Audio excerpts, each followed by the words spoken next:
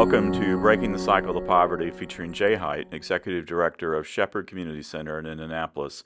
My name is Tim Swearens, and I'm your host for these conversations that explore why poverty remains such a persistent problem in the United States. On this episode, we'll discuss the challenges of addressing chronic hunger in Indianapolis. Jay, we have a special guest with us today. Would you introduce Dave Miner to our listeners? Yep. Dave is a retired executive from this little company called Lilly and has in post that employment has really embraced the challenge of hunger and helps serve with Bread for the World and Indy Hunger Network, and is probably the leading researcher on the issue of hunger in central Indiana.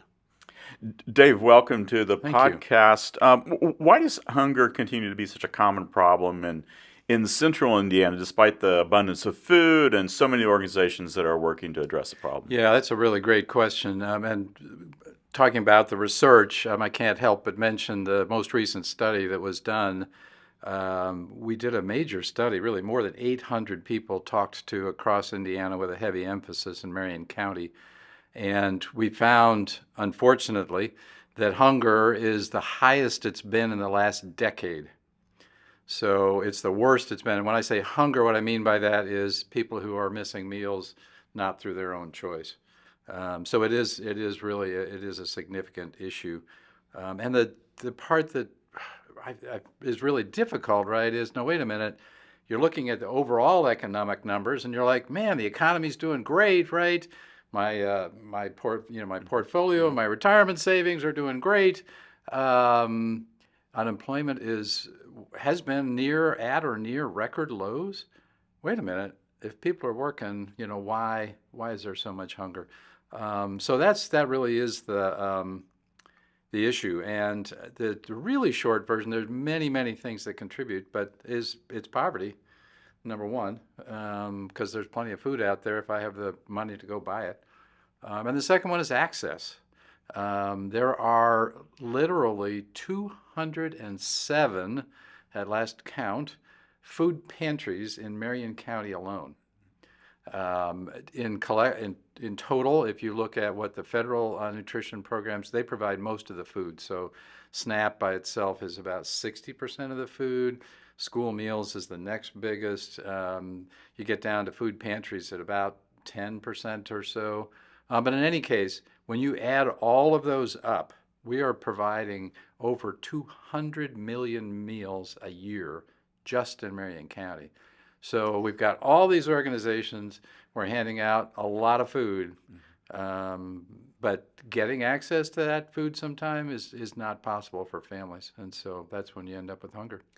I think that's where I really applaud what Gleaners has done with their home delivery program, which we're a partner with. And my wife and I delivered food again this week. And these are senior adults who can't get out, families who don't have vehicles.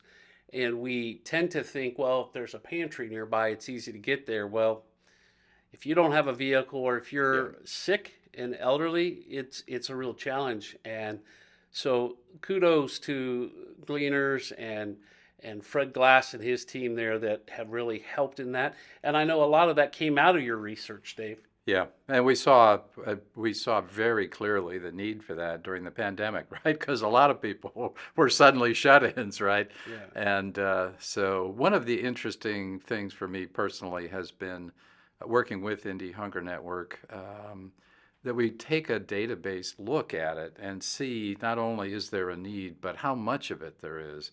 And then try to look at, well, okay, Shepherd's doing this much and somebody else is doing that much. Does it add up to what we need? And a lot of times it doesn't. One of the things I would hope we might do sometime in the future, Jay, actually, is take a clear look with real data at how much demand there is for home delivered food. I would guess, if based on past experience, we're probably meeting half the need at best. But when you know what the need, when you get the data and you figure out what it is, then it's easier to marshal the forces to okay, how are we gonna do that? So I just want to echo something you said. Poverty in Indianapolis historically has been not the lack of resource, but the lack of access. And so it's important for places like Shepherd to build those bridges to help increase it. But something else that we're seeing is it's getting harder to acquire the food. Yeah, yeah. Why is that? Well, we all know about inflation, right? Yes.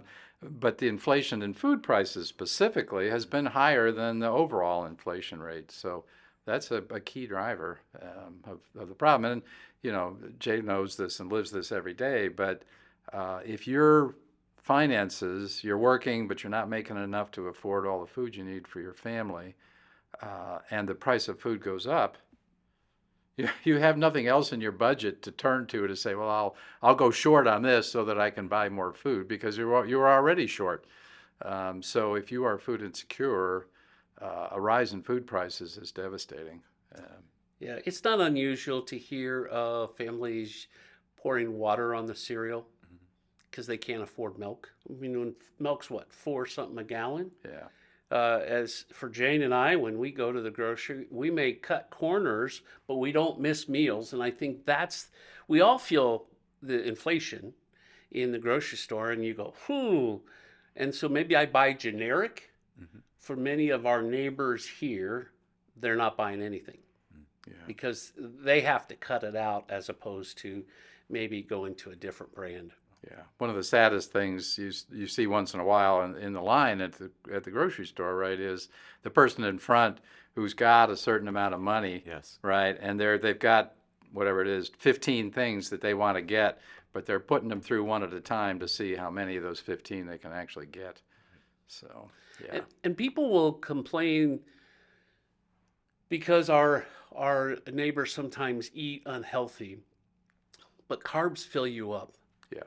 And I'm a dad and I'm a grandpa. And if my grandkids or my kids, if the option was not eating or filling them up with something that maybe is not good, I'm going to fill them up because I don't want them to suffer, even if long term it causes some health issues. And I think that's yet to be researched. It's a logical choice, right, that people make. Very logical. Yeah. It was, we are involved in getting ready to make a film, a documentary, a second documentary about hunger. And as research for that, I've been out and talked with 16 food insecure families all around the state from a variety of places and demographics. And it was very, very instructive for me because I tend to be, you know, up here at 40,000 feet. You know, this was real families. And I'll tell you the saddest thing about that was hearing from families who knew quite clearly what good nutrition was, and they could not make it happen for their families. I'm thinking of a mom in Austin, Indiana. She has a daughter on the autism spectrum. Their doctor has recommended a certain diet, and her husband's got a full-time job, and she knows how to use food pantries. You know, they're doing all the stuff. But she said, I cannot give my daughter the diet that they recommend. So. And we are still blessed by our mutual friend Jeff Simmons at Elanco and him creating Hatch, which is getting good protein into people's homes where our kids can have eggs, and that's a good protein for them. It is so critical, and there's solid research that shows kids will do academically better Yeah.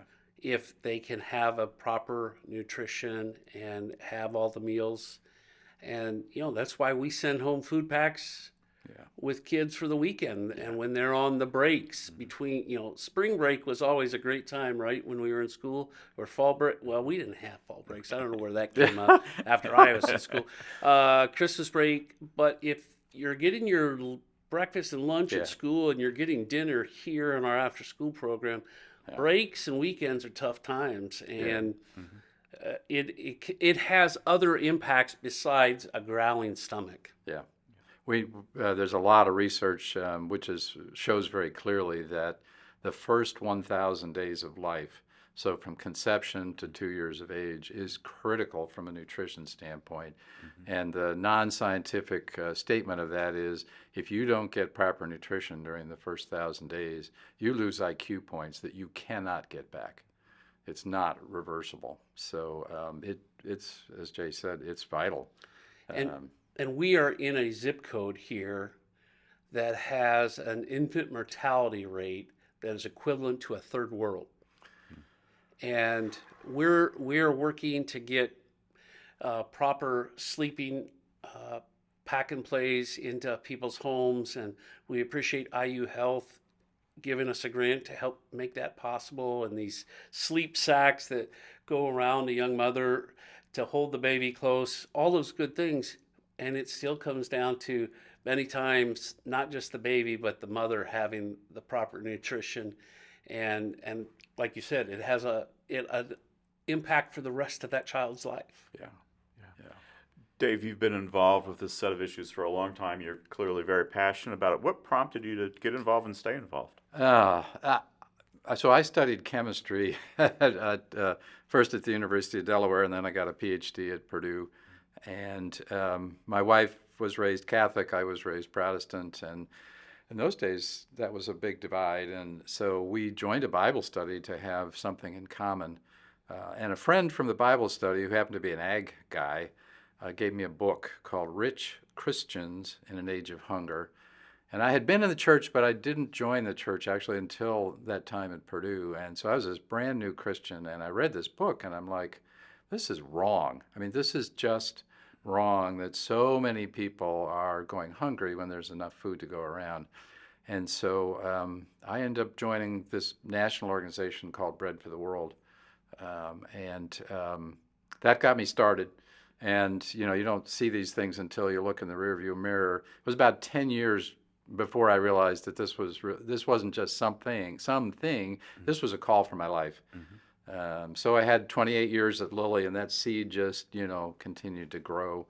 And I stayed involved. I love the question. I think for three reasons. One is there have been some God moments along the way.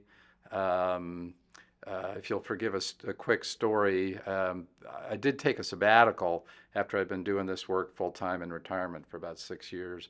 And my wife and I drove out to the west and then down the California coast and back. So we'd been out and we were hiking and visiting friends and family, and and I had to let all the stuff go. And on the very last hike, so all these places we've been, on the very last hike, at the very end of the very last hike, it was one of those out and back, right? So I could see the parking lot was, like 200 yards down the road. Down the path comes somebody wearing a Bread for the World t-shirt. And I'm like, okay, God, I guess it's time to go back to work. And this person was from North Carolina, and this was in Arizona. I'm like, that was a pretty strong sign that I was supposed to stay in the work. A second thing, I would like to give a shout out to Jeff Simmons and Jim Morris in particular, who've been provided great encouragement. Stephen Smith from Corteva at the time, fellow hunger fighters, right? Just, it is hard work. It's really slow, right? Sometimes you 2 steps backwards for 1 step forward.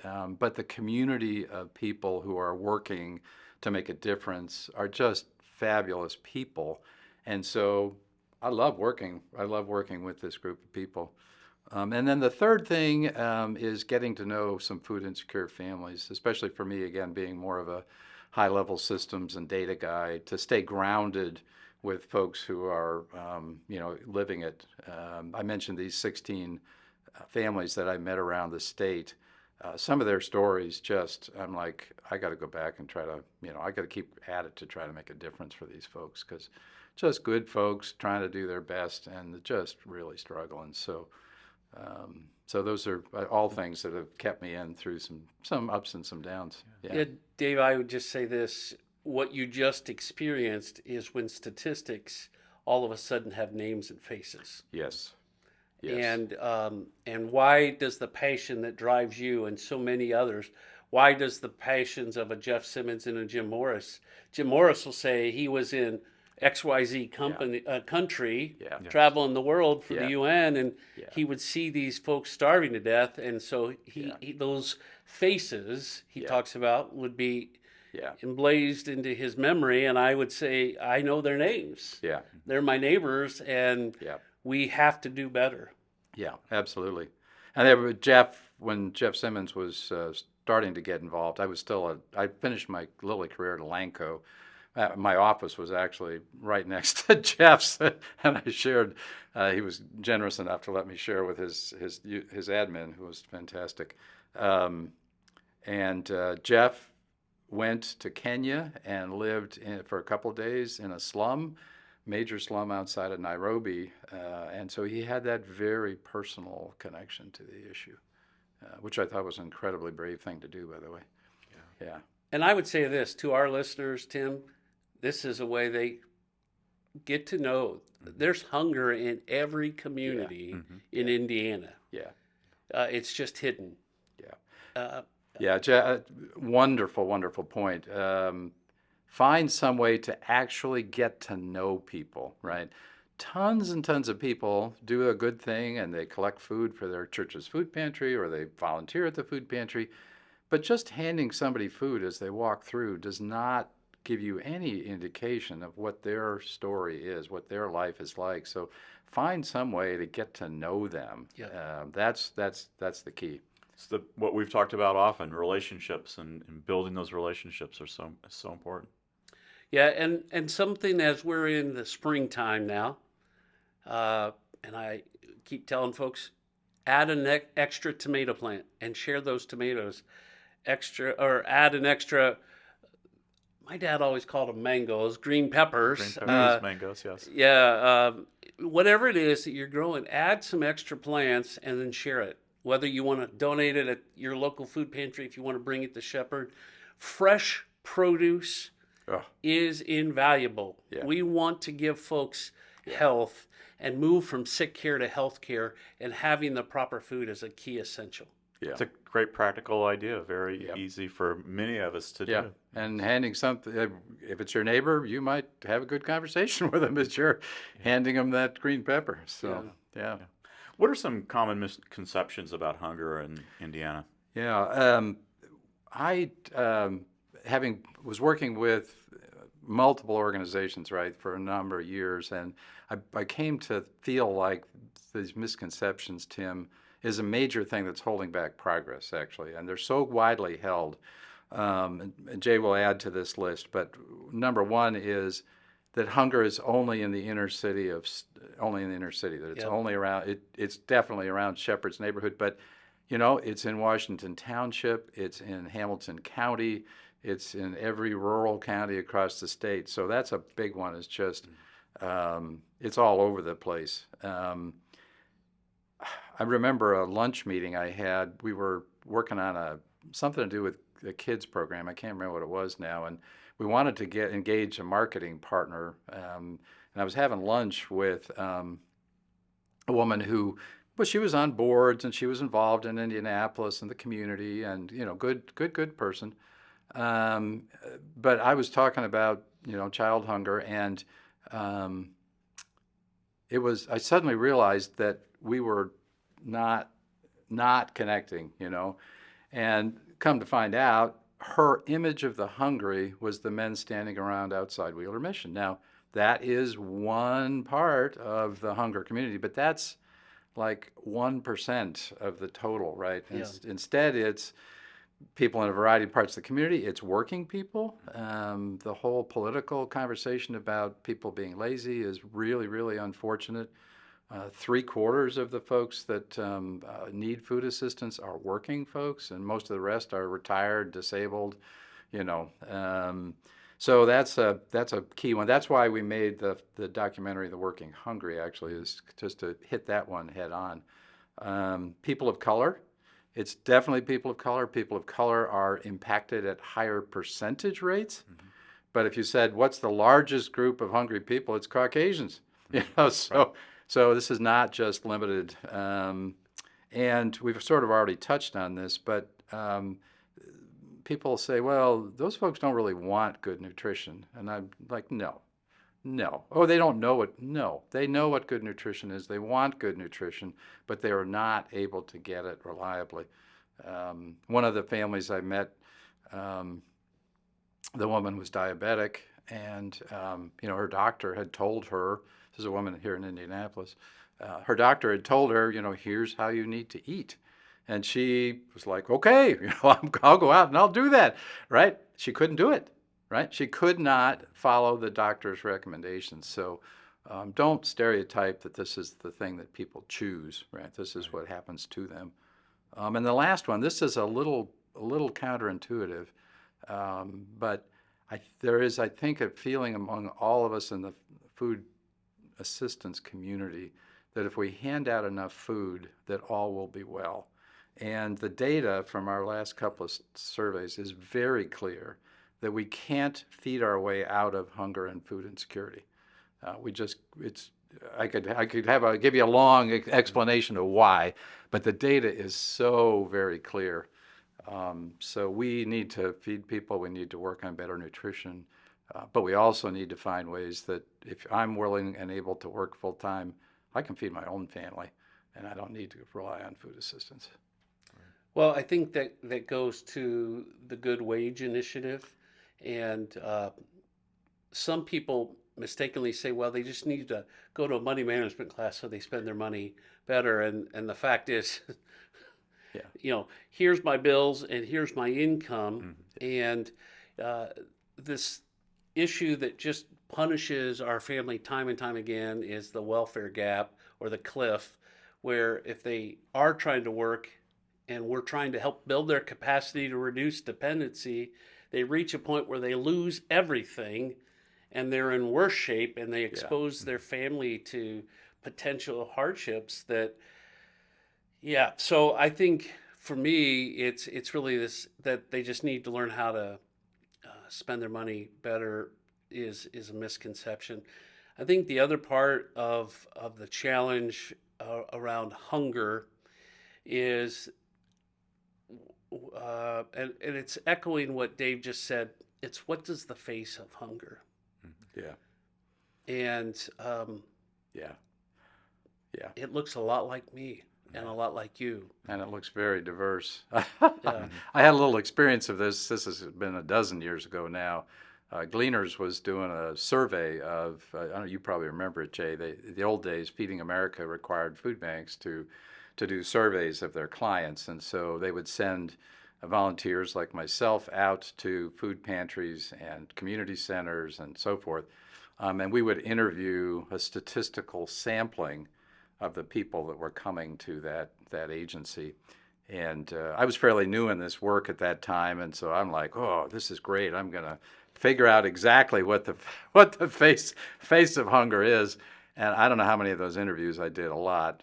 And I came back and I'm like, oh no, I had this completely wrong, right? Because it's young, it's old, it's black, it's white, you name it. It's not what I thought it was going It's educated. One of the There were people with master's degrees that I interviewed. Yeah. they probably got my degrees. They may have been pastors. That's it. One of the things that's an increasing area of poverty is on college campuses. Yeah. And my son ran a pantry at a college, at a school in Tennessee, and they had to set it up differently so that students could not be obvious they were going to the pantry. People have self-respect, but these kids were missing meals, and they want to get an education, and family's not close, or they live in the neighborhood and they're coming to school there, and they're food insecure. And so the picture, the face of hunger is that college student. It's that 4-year-old who mom's trying, and she's a single mom and trying to make ends meet. And there's some seniors in there, and you just can't, college hunger is a really serious issue that very few people are aware of, actually. Yeah. I won't name the person or the university, but I had a communication with the president of one of our leading Indiana universities who said, they didn't have a problem on his campus. And I didn't say anything, but I had just talked with the woman running the food pantry on his campus. Yeah, I bumped into Jerry Danko, the president of Butler. He knew right away, yeah, and we've got a food pantry. So, but what is that telling you about what's going on? That you have to have a food pantry on Butler's campus, right? I mean, it's yeah. How can our listeners get involved? How can they help reduce this problem? Well, I would say this: you've heard Interfaith Hospitality Network. I'm sorry. Yeah, Indy Hunger Network. That's also a great group. Yes, Indy it is. Hunger Network. Yes, it is. You could volunteer there, volunteer at a local pantry if you'd like to help here. We need volunteers in helping do the deliveries. We're doing about 150 a week now of home deliveries. We do about 100 to 110 in our walk-up on Saturdays. We used to do it on Wednesday mornings. Why did we switch it? Because many of the people were working. Yeah. And so we do Saturday mornings. And then every 2 weeks we do a drive-through pantry for about 250. You could volunteer for those. Yeah. You could, like I said, I wish every church would grow, not mow. Take a portion of your property, pastors, and get folks to grow things. And, my dad loved a garden, which meant I had to weed, and I did not share his passion. But in a small area, you can grow a lot of food. Mm-hmm. Yeah. So grow, not mow. Take a part of it. A lot of our churches are on old farmland. Yeah. And so that's a great thing. And then share it with different organizations. You could bring it here to Shepherd and we'll get it out. But Gleaners is a great partner. Second Helpings is a great partner. Indy Hunger Network, I'll never forget that name again. These are all folks that we're part of a team. We're all around the table helping try to bring those solutions. So find a way to get involved. There's some things that those are all terrific. There's some things at a personal level too. We've talked here about the changing face of hunger and stigma. Just at a personal level, don't allow yourself to be caught by stereotypes, and don't allow yourself to add to the problem of stigma. That survey that I mentioned, we had a question in there for the first time in this one about people's perception of how they were treated when they went to get food assistance. Half of the people felt like they'd been looked down upon in the process. And these are, I don't know what the number is, 95% of food pantries are in churches. We need to love these people, not look down on them. And people could also help maybe with awareness. Watch the Working Hungry film. Watch the new one when it comes out at the end of the year. Where can they find those? Working Hungry, you can Google the Working Hungry. You can find it either on PBS or you can find it on the Indy Hunger Network website. It's free for streaming. But show it to some of your friends and have a conversation about it. Show it to people at church. Talk about it. And then the last one I would mention is, I would be remiss if I didn't. Some of the stuff we need to do is we need changes in federal policy and state policy. And that happens through groups like Bread for the World. So I would encourage people to check it out. Yes. Thank you, Dave and Jay. For 39 years, Shepherd Community has made a lasting difference in the lives of thousands and thousands of neighbors. The Shepherd team couldn't do that work without the support of donors, partners, and volunteers. To learn more about how you can help, please visit shepherdcommunity.org. Thank you for listening.